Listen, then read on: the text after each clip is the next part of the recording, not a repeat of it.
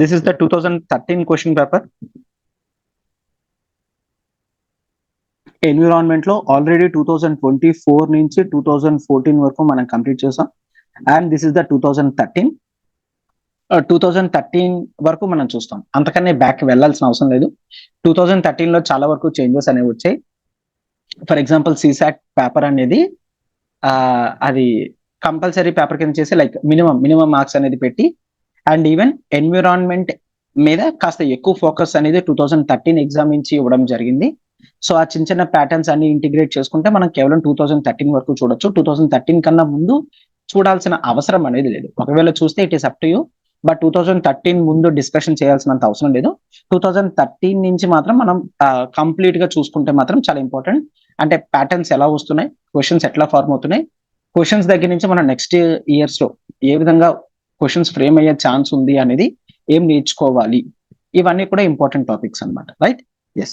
So on that note, we shall start the discussion. But before that, see UPS Infinity program.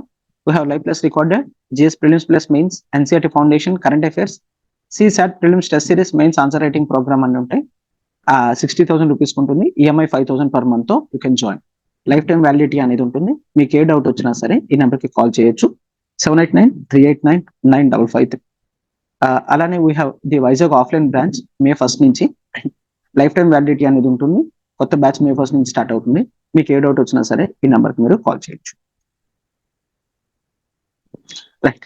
So this is the first question that we see with reference to the food chain. Food chain గురించి చెప్తున్నాడు. In ecosystem which are the following kinds of organisms are known as decomposer organism. This is fine. ఇదేం చెప్తున్నారు? Decomposers గురించి చెప్తున్నారు. So decomposers అంటే ఎవరు, food chain లో ఎవరు ఎక్కడ ఉంటారు, ఇట్లాంటివన్నీ కూడా మనం బేసిక్ ఎన్విరాన్మెంట్ క్లాస్ లో వింటాము. ఇది తెలిస్తే ఓకే, తెలియకపోయినా ఫైన్. బట్ ఇక్కడ ఒకసారి చూడండి. వైరస్, ఫంగై, బ్యాక్టీరియా ఆప్షన్స్ అనేవి ఇవ్వడం జరిగింది. బట్ మనకు తెలుసు క్లియర్ గా డీకంపోజింగ్ అంటే ఫర్ ఎగ్జాంపుల్ ఒక బనానా కానీ ఏదైనా కింద పడేసాం అనుకోండి, అది మనం చూడలేదు, అది అలానే ఉంది. ఒక 1 వీక్ తర్వాత చూస్తే దాని మీద మొత్తం అంతా కూడా ఫంగై డెవలప్ అయి ఉంటుంది. సో ఫంగై అనేది ఖచ్చితంగా మన ఆప్షన్ లో ఉంటుంది, అవునా? సెకండ్ ఆప్షన్ అనేది మోస్ట్ ఇంపార్టెంట్. సో 2 ఆప్షన్ ఉండాలి అంటే ఈ 2 మనం తీసేయచ్చు. అప్పుడు మనం 1 కానీ అంటే బి, ఆప్షన్ బి కానీ ఆప్షన్ డి కానీ చూడొచ్చు. ఒకవేళ 2 పెట్టాము అంటే ఖచ్చితంగా 3 కూడా రైట్ అవుతుంది. రెండిట్లో కూడా 3 ఉంది కాబట్టి బ్యాక్టీరియా. ఎస్, బ్యాక్టీరియా కూడా డీకంపోజర్ కింద యాక్ట్ చేస్తుంది. డీకంపోజర్ ఏం చేస్తుందంటే కంప్లీట్లీ అలా ఇంకొన్ని డేస్ ఉంచేస్తే అక్కడ ఏదైతే ది ఆర్గానిక్ ప్రొడక్ట్ అనేది పడేస్తామో దాన్ని కంప్లీట్ గా వాళ్ళు డిసపియర్ చేసేస్తారు అనమాట, కన్జ్యూమ్ చేసేస్తారు. దాన్నే డీకంపోజర్ అని అంటాం. వెదర్ వైరస్ ఉంటుందా అంటే అబ్సల్యూట్లీ వైరస్ అనేది ఉండదు. So answer is B, 2 and 3. ఏంటంటే you need to remember the basic characteristic of virus. Virus అలా ఎలా బ్రతుకుతుంది, వైరస్ తన యొక్క నెంబర్ని ఎలా పెంచుకుంటుంది అంటే, వైరస్ గుర్తుంచుకోండి, వైరస్ అసలు గాల్లో ఏ విధంగా కూడా బ్రతకలేదు. వైరస్ ఖచ్చితంగా బ్రతకాలి అంటే తనకు ఒక హోస్ట్ సెల్ అనేది ఉండాలి. ఆ హోస్ట్ సెల్ ఉంటే ఆ హోస్ట్ సెల్ యొక్క న్యూక్లియస్ ని చంపి వైరస్ తన యొక్క న్యూక్లియస్ ని ట్రాన్స్మిట్ చేసి దాని యొక్క నెంబర్ ని పెంచుకోవడం జరుగుతుంది. ఈ విధంగా వైరస్ అనేది తన సర్వైవింగ్ స్ట్రాటజీని పెట్టుకుందన్నమాట.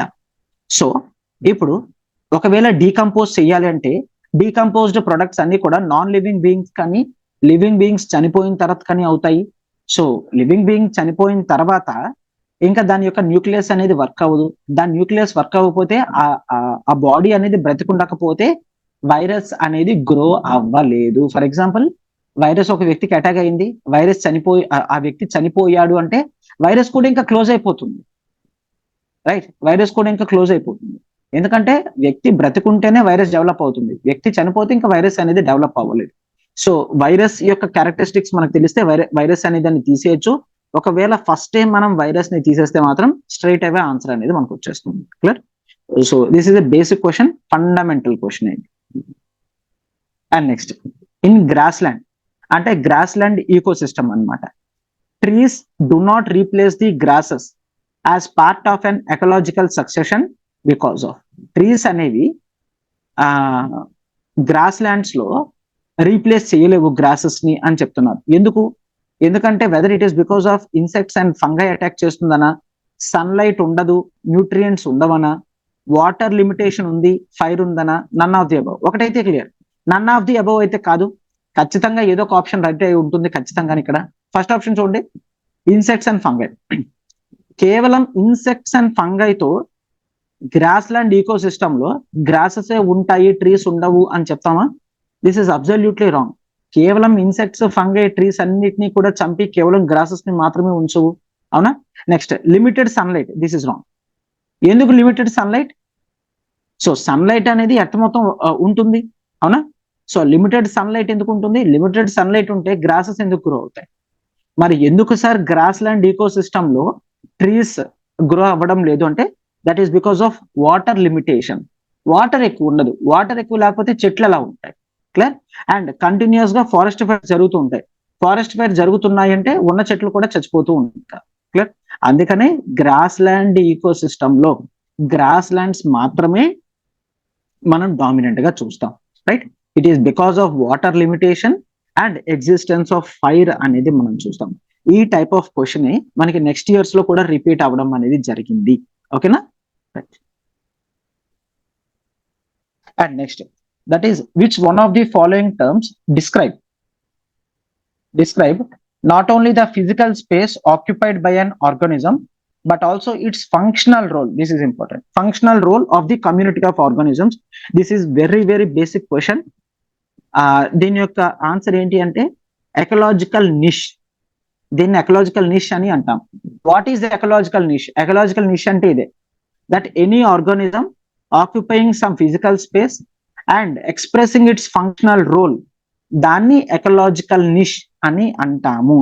అంటే ఆర్గానిజం ఉండడం మాత్రమే కాదు, దాని యొక్క ఫంక్షనల్ రోల్ కూడా ఉంటుంది. ఫర్ ఎగ్జాంపుల్, నేను ఒక లిజర్డ్ ఎగ్జాంపుల్ తీసుకున్నాను అనుకోండి. లిజర్డ్ ఎక్కడ ఉంటుంది? యూ కెన్ టెల్ సార్, ఇంట్లో రూఫ్స్ ఎక్కడ ఉంటాయో అక్కడ ఉంటుంది లిజర్డ్ అని, రైట్? బట్ సి, అలానే I can also tell lizard కి ఒక ఫంక్షనల్ రోల్ కూడా ఉంటుంది. ఏంటి? చిన్న చిన్న ఇన్సెక్ట్స్ కానీ ఏమైనా వస్తే లిజర్డ్ దాన్ని తినేస్తుంది, అవునా? అట్లా తన యొక్క ఫంక్షనల్ రోల్ అండ్ తన యొక్క ఫిజికల్ స్పేస్ చెప్తే దాన్ని ఎకలాజికల్ నిష్ అని అంటాం. So this is a direct definition of ecological niche, right? A organism యొక్క స్టేటస్ అయినా తన యొక్క ఫంక్షనల్ రోల్ తో పాటు చెప్తే దాన్ని ఎకలాజికల్ నిష్ అని అంటాం. Next, with reference to the food chain in ecosystem, consider the following statement. Food chain గురించి చెప్తున్నారు. So what is a food chain? Simply food chain అంటే ఎవరిని తింటారు అనేది మనం చూసుకుంటే దాన్ని మనం ఫుడ్ చైన్ అని చెప్పొచ్చు. అయితే ఇక్కడ చూడండి, ద ఫుడ్ చైన్ ఇలస్ట్రేట్స్ అంటే ఇట్ ఎక్స్ప్లెయిన్స్ అని the order in which A chain of organisms feed upon each other. ఎవరిని తిని బ్రతుకుతారు అని చెప్పేది ఫుడ్ చైన్ అని నేను చెప్పాను, అవునా?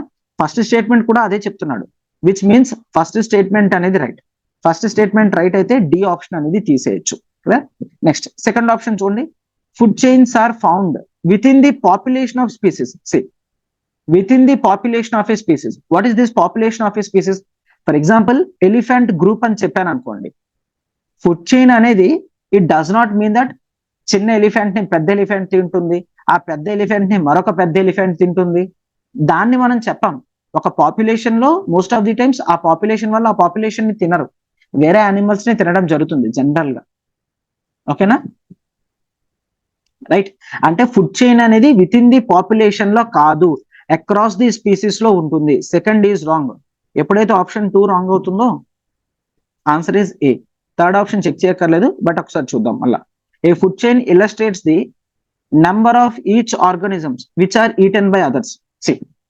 ఒక యానిమల్ ఎన్ని తింటుంది ఆ నెంబర్ అనేది కాదు, ఎవరిని తింటుంది అనేది మ్యాటర్. ఫుడ్ చైన్ లో ఎవరిని తింటున్నారు అనేది matter, okay? So for example, ఒక చిన్న ఫ్లై ఉంటుంది, ఆ చిన్న ఫ్లైని మనకి ఒక పెద్ద ఫ్లై ఏదైనా తినచ్చు, ఆ పెద్ద ఫ్లైని స్నేక్ తినచ్చు, ఆ స్నేక్ ని ది ఈగల్ తినచ్చు. సో ఇట్లా ఒక్కొక్కటి తింటూ ఉంటున్నారు కదా, సో దాన్ని మనం ఫుడ్ చైన్ అని అంటాం. అంతే తప్ప ఎవరు ఎన్నెన్ని తింటున్నారు అనేది ఫుడ్ చైన్ లో మనం చూడం. And next, on the planet earth most of the fresh water exists as ice caps and glaciers. చాలా వరకు ఫ్రెష్ వాటర్ ఎట్లా ఉంటుందంటే ఐస్ క్యాప్స్ లోని గ్లేషియర్స్ లో ఉంటుందంటే ప్లానెట్ ఎర్త్ మీద. Out of the remaining fresh water లో ఇంకా ఫ్రెష్ వాటర్ ఎక్కడ ఉంటుంది? అట్మాస్ఫియర్ లో ఉన్న మాయిశ్చర్ అండ్ క్లౌడ్స్ లోన, fresh water lakes and reverse లోన, గ్రౌండ్ వాటర్ లోనే, సాయిల్ మాయిశ్చర్ లో. అంటే this is the basic geography and environmental question. Highest fresh waters అనేవి మనకి ఐస్ క్యాప్స్ లో దొరుకుతాయి, గ్లేషియర్స్ లోని ఐస్ క్యాప్స్ లో దొరుకుతాయి. సెకండ్ హైయెస్ట్ అనేది గ్రౌండ్ వాటర్ లో దొరుకుతుంది. ఓకేనా, గ్రౌండ్ వాటర్ లో దొరుకుతుంది. సో అందుకనే గ్రౌండ్ వాటర్ కనుక మనకి గ్రౌండ్ వాటర్ టేబుల్ తగ్గిపోతే మనకి బేసిక్ తాగడానికి ఫ్రెష్ వాటర్ కూడా ఫ్యూచర్ లో ఉండకుండా అయిపోతుంది. ఓకేనా, right. Yes. And next, which of the following is correct consequence of ecosystems in the order of decreasing productivity? ఏంటి డిక్రీజింగ్ ప్రొడక్టివిటీ అంటే? హైయెస్ట్ ప్రొడక్టివిటీ ఎవరైతే ఉంటారో వాళ్ళని రాసి తర్వాత డిక్రీజింగ్ ఆర్డర్ లో మనం మెన్షన్ చేస్తాం. ఓకేనా. సో ఇక్కడ డిక్రీజింగ్ ఆర్డర్ అనేది చూసుకుంటే the oceans, lakes, grass lands, mangroves అని 4 ఆప్షన్స్ ఇచ్చాడు. అయితే ఇక్కడ మనం చూసుకుంటే వీటన్నిటిలో కూడా అంటే అన్ని కూడా అటు ఇటు ఆప్షన్ తిప్పుంచుతున్నాడు. మ్యాంగ్రోవ్స్ లో మనకి హైయెస్ట్ ప్రొడక్టివిటీ అనేది ఉంటుంది. ఎందుకంటే మ్యాంగ్రోవ్స్ ఉంటే number of animals that are surviving on mangroves అనేది జనరల్ గా ఎక్కువగా చూస్తాం. ఓకేనా. సో ఆబ్వియస్లీ మన ఆన్సర్ లో ఫస్ట్ ఆప్షన్ కింద మ్యాంగ్రోవ్స్ అనేవి ఉండాలి. మ్యాంగ్రోవ్స్ ఫస్ట్ ఆప్షన్ కింద చూస్తే మనకి 2 ఆప్షన్స్ ఉన్నాయి, option B, option C. So ఇప్పుడు మ్యాంగ్రోవ్స్ తర్వాత ఓషన్స్ అండ్ గ్రాస్ ల్యాండ్. అయితే ఓషన్స్ అండ్ గ్రాస్ ల్యాండ్స్ లో చూసుకుంటే మనకి బయోడైవర్సిటీ, ఎక్కువ నెంబర్ ఆఫ్ స్పీసీస్ అనేవి ఎక్కడ చూస్తాము? దట్ ఈస్ గ్రాస్ ల్యాండ్స్ లో చూస్తాము. అవునా. సో ఆబ్వియస్లీ నెక్స్ట్ ఎవరు ఉండాలి? ది మ్యాంగ్రోవ్స్ తర్వాత గ్రాస్ ల్యాండ్స్ అనేవి ఉండాలి. So it is option C.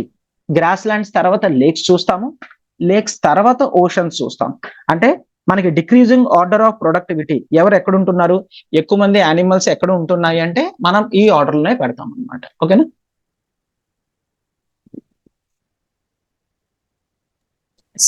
Right. So this is option C. And next,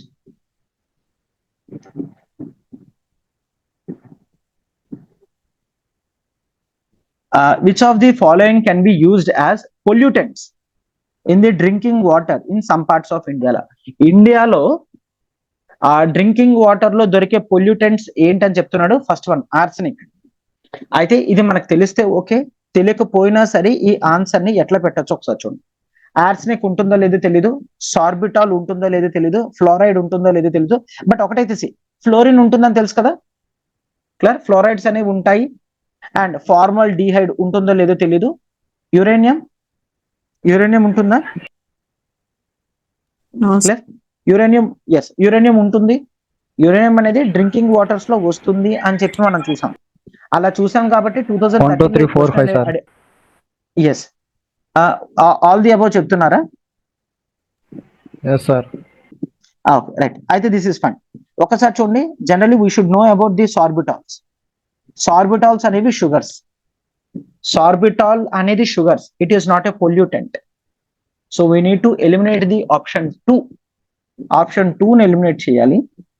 and uranium అనేది ఉంటుంది. It is option C. It is not option D. Okay, ఓకేనా. Sorbitol అనేది sugars, అది pollutant కాదు. Done. This is the tough question. Sorbitol అంటే ఏంటో మనకు తెలిస్తేనే పెట్టగలం, లేదంటే కష్టం.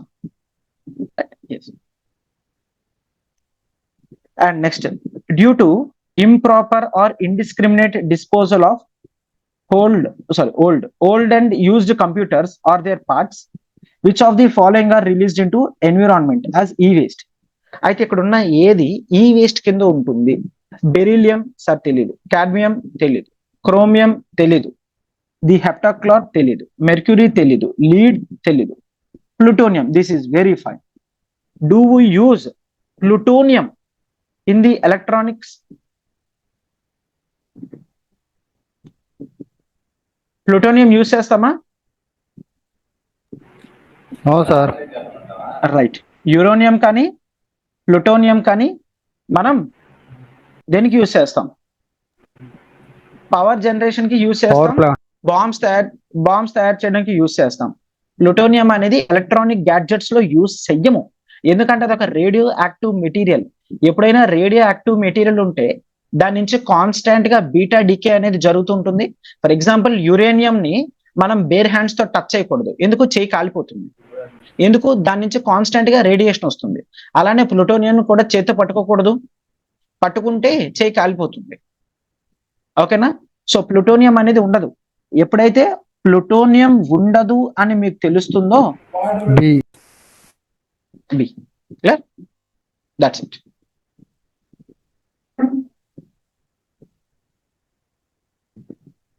Next acid rain. This is a repetitive question.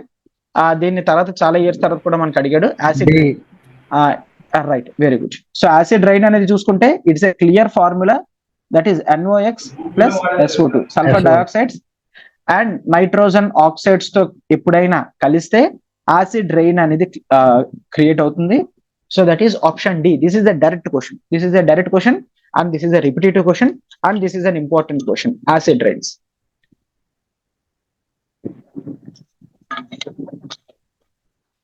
Right.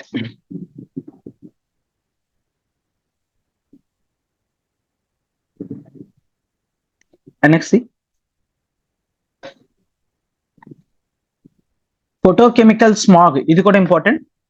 photochemical smog, it is a resultant of the reaction among, ఇక్కడ ఉన్న ఏవైతే గ్యాసెస్ కానీ సంథింగ్ ఏవైతే ఉన్నాయో ఏవి మిక్స్ అవడం వలన photochemical smog వస్తుంది అని చెప్తున్నారు. అయితే if you take photochemical smog అనేది ఇంపార్టెంటే. సో దీంట్లో మనం గుర్తుంచుకోండి, photochemical smog లో ఎప్పుడు కూడా ఓజోన్ అనేది ఉంటుంది, ground level ozone O3. Okay, stratospheric ozone కాదు, గ్రౌండ్ లెవెల్ ఓజోన్. గ్రౌండ్ లెవెల్లో ఓజోన్ క్రియేట్ అయితే దాన్ని ఒక పొల్యూటెంట్ కింద మనం చూస్తాము, అది photochemical smog ని తయారు చేస్తుంది. సో O3 ఉండాలి. O3 B ఆప్షన్ లో లేదు, O3 C ఆప్షన్ లో లేదు, మనకి 2 ఆప్షన్స్ ఉన్నాయి. ఓకే, సో అయితే రెండిట్లో కూడా NO2 O3 ఉంది, NO2 O3 అనేది ఉంది. photochemical smog కి ది పెరాక్సిసిటైల్ నైట్రేట్ అనేది ఇంపార్టెంట్, అది కూడా సన్లైట్ అనేది మోస్ట్ ఇంపార్టెంట్. అందుకే photochemical smog. ఈవినింగ్ కాదు, evening is the wrong. photochemical smog అంటే సన్లైట్ ఉండడం వలన, సన్లైట్ లో మనకి వెహికల్స్ నుంచి రిలీజ్ అయ్యే nitrogen dioxide and peroxy acetyl nitrates అనేవి రిలీజ్ అవుతూ ఉంటాయి. వాటితో పాటు ఓజోన్ అనేది క్రియేట్ అయితే అక్కడ photochemical smog అనేది డెవలప్ అవుతుంది. సార్ ఏంటి సార్ ఇది ఒక smog? Smoke plus fog leads to smog. Okay, so ఊపిరి అందదు, కంప్లీట్లీ లంగ్స్ అనేవి డ్యామేజ్ అయిపోతాయి, క్రానిక్ డిసీజెస్ అనేవి వచ్చే ఛాన్సెస్ ఉంటాయి photochemical smog వల్ల.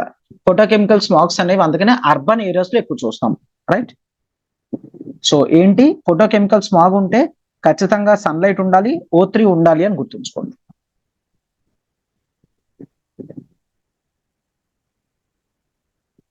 Right, good.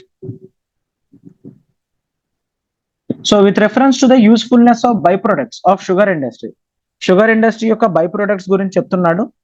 Which of the following statements are correct?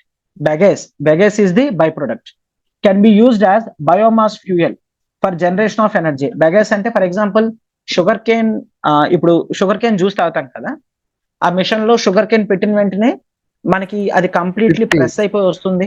Right, ఆ పిప్ అంటాం కదా, సో దాన్ని బెగేస్ అని అంటాము. సో అది బయోమాస్ కింద హెల్ప్ చేస్తుందా? ఎస్, బయోమాస్ కింద హెల్ప్ చేస్తుంది, దాని నుంచి ఎనర్జీ జనరేట్ అవుతుంది, బయోస్మాస్ కింద అవుతుంది. Next, molasses can be used as one of the feedstocks for the production of synthetic chemical fertilizers. Molasses అనేవి ఆర్గానిక్ ఫెర్టిలైజర్స్ తయారు చేయడానికి హెల్ప్ చేస్తుంది.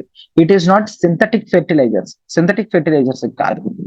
ఓకే, సెకండ్ ఆప్షన్ అనేది తీసేస్తే మనకి ఓకే కొంతవరకు ఛాన్స్ ఉంటుంది. థర్డ్ ఆప్షన్ చూద్దాం. Molasses can be used for production of ethanol. Yes, molasses నుంచి ఎథనాల్ అనేది జనరేట్ అవుతుంది. Answer is 1 and 3. Basic geography and environment knowledge ఉంటే ఈ క్వశ్చన్ అనేది చేయొచ్చు. It won't involve any concept అట్లా ఏం కాదు. ఓకే, సో షుగర్ ఇండస్ట్రీ నుంచి బెగేస్ అనేది వస్తుంది, మొలాసెస్ అనేది వస్తుంది. ఈ బెగేసెస్ అనేవి బయోమాస్ కింద హెల్ప్ చేస్తే, మొలాసెస్ అనేవి helps in the production of ethanol. Clear? అంతే తప్ప కెమికల్ ఫెర్టిలైజర్స్ ప్రొడ్యూస్ చేయడానికి కాదు. ఓకేనా? ఆర్గానిక్ ఫెర్టిలైజర్స్ తయారవుతాయి కానీ సింథటిక్ ఫెర్టిలైజర్స్, కెమికల్ ఫెర్టిలైజర్స్ కాదు. And next, consider the following fauna in India. Gharial ఎన్నిసార్లు చూసాం? Gharials. So that is the importance of gharials. So gharials, leatherback turtles, swamp deer, ఇందులో ఏవి ఎండేంజర్డ్? This is fine. మీరు environment చదివేటప్పుడు list చదువుతారు, critically endangered, vulnerable, near threatened, ఈ examples అనేవి చూస్తారు.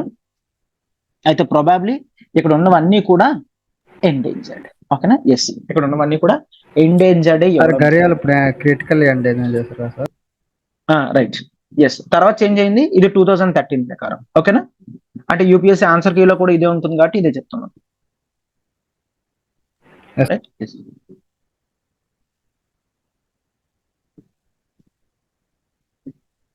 And next, consider the following statements. The star tortoise, the monitor lizard, the pygmy hog, the spider monkey. Which of the above are naturally found in India? I think ఇది కూడా tough question. Natural గా ఇండియాలో ఉండదు sir. Right, exact గా చెప్పలేం, కొంతవరకు తెలిస్తే fine, తెలియకపోతే this is a tough question. ఇక్కడ ది స్పైడర్ మంకీ అనేది ఉండదు. స్పైడర్ మంకీ అనేది న్యాచురల్ గా ఇండియాలో దొరకదు. స్పైడర్ మంకీ అనేది సెంట్రల్ అండ్ సౌత్ అమెరికాలో ఎక్కువ ఉంటుంది. సో 4 ఆప్షన్ అనేది మనం తీసేయాలి. అండ్ మిగిలిన 3 కూడా ఉంటాయి. ఫస్ట్ ఆప్షన్ స్టార్ టార్టాయిసెస్ కూడా ఇండియాలో కనిపిస్తాయి. స్టార్ టార్టాయిసెస్ అనేవి generally they are invasive in nature. Star tortoise ఏది ఉంటే తినేస్తుంది, కంటిన్యూస్ గా తింటూనే ఉంటుంది. సో అందుకే దాన్ని ఇన్వేసివ్ స్పీసీస్ అని చూస్తాం. So answer is 1, 2 and 3. Star tortoise, monitor lizard and pygmy hog. ఈ 3 కూడా న్యాచురల్ గా ఇండియాలో దొరుకుతాయి. అండ్ నెక్స్ట్ 14 చూడండి. Consider the following statements. Sea cow, sea horse, sea lion, ఇందులో ఏవి మామల్స్ అంటున్నాడు? Sea cow. సీ కౌ, ఈ ఇమేజ్ అనేది మీరు చూడొచ్చు, one of the largest animals in water. Sea cow is different from dugong. Okay, right, yes. కొంతవరకు sea cow ని different గా కూడా చూడొచ్చు. And next sea horse. Fish లాగా ఉంటుంది సార్ కొద్దిగా. Right, yes. సో కొంతవరకు మనం ఒకటి సీ కౌ ని డుగాంగ్ కింద చూస్తాము. And yes, we can take here as a dugong అనేది తీసుకోవచ్చు. డుగాంగ్ అన్న సీ కౌ అన్న మనం ఒకటే తీసుకోవచ్చు. క్లియర్? రైట్. సో ఇది మ్యామలే. సీ హార్స్ అనేది it's a fish. Clear? Seahorse అనేది fish. So see horse fish అయితే ఇది మ్యామల్ ఉంటుందా, ఎగ్స్ పెడతాయా? మోస్ట్ ఆఫ్ ది ఫిషెస్ ఏం చేస్తాయి? ఎగ్సే పెడతాయి కదా. రైట్. సో సీ హార్స్ అనేది కాదు. సీ లయన్ అనేది కూడా మ్యామలే. సో ఇక్కడ 2 ఆప్షన్ అనేది మనం తీసేయాలి. 1, 3. Right.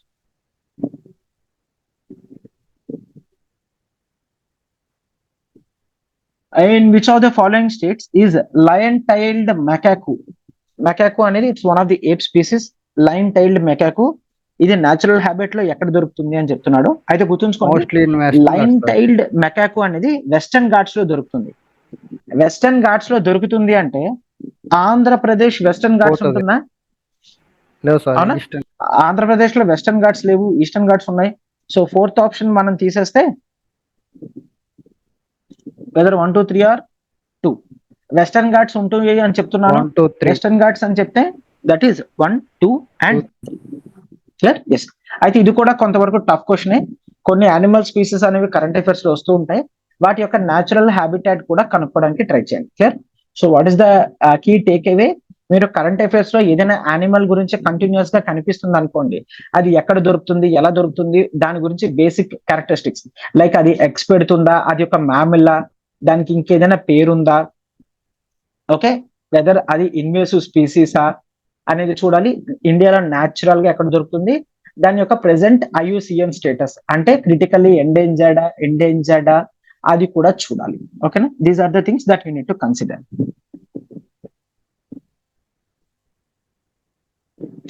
Right, and I think this is the last question. Consider the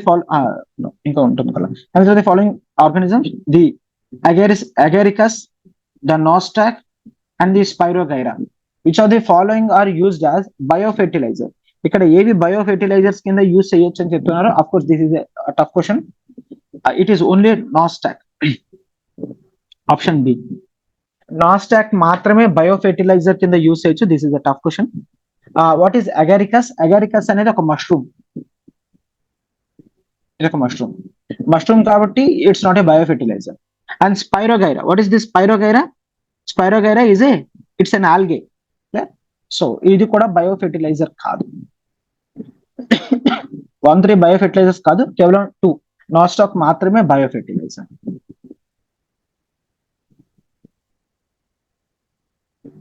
next, this improper handling and storage of cereal grains and oil seeds result in the production of toxins known as aflatoxins, which are not generally destroyed by normal cooking process. Aflatoxins are produced by, so general గా మనం cereals proper గా store చేయకపోయినా, oil seeds proper గా store చేయకపోయినా కొన్ని toxins, కొన్ని dangerous chemicals అనేవి release అవుతాయి. వాటిని ఆఫ్లోటాక్సిన్స్ అని అంటాం. అవి జనరల్ గా క్లీన్ చేసినా సరే, కుక్ చేసినా సరే పోవు అనమాట అటువంటి ఆఫ్లోటాక్సిన్స్. అందుకే పోయిన ఐటమ్స్ తో ఫుడ్ అనేది వండకూడదు, ఎందుకంటే అవి చనిపోవు అంత వేగంగా, అవి బ్రతికే ఉంటాయి. ఓకేనా, సో ఈ ఆఫ్లోటాక్సిన్స్ ని ఎవరు ప్రొడ్యూస్ చేస్తారు? సో గుర్తుంచుకోండి, whether it is bacteria, protozoa, moulds or viruses అంటే it is the mould. Okay, this is a tough question. Moulds create చేస్తాయి aflatoxins అనేవి, which are dangerous to the health. Okay? So with this we are done with the environment questions even. So far I have done with the science and technology and I am done with environment. Okay? So 2024 నుంచి 2013 వరకు cover చేశాను. So PYQ చూసి exam కి వెళ్ళడం అనేది most important. ఎందుకంటే మనం ఏ విధంగా క్లాస్ లో డిస్కస్ చేసుకుంటున్నాము, ఎంతవరకు నాలెడ్జ్ ఆఫ్ ఎలిమినేషన్ అనేది హెల్ప్ చేస్తుంది అనేది మీకు ఇంకా చాలా క్లియర్ గా అర్థం అవుతుంది. రైట్, సో PYQs చూసి వెళ్ళడం అనేది most important. Done, hope this is completely clear. Any doubts?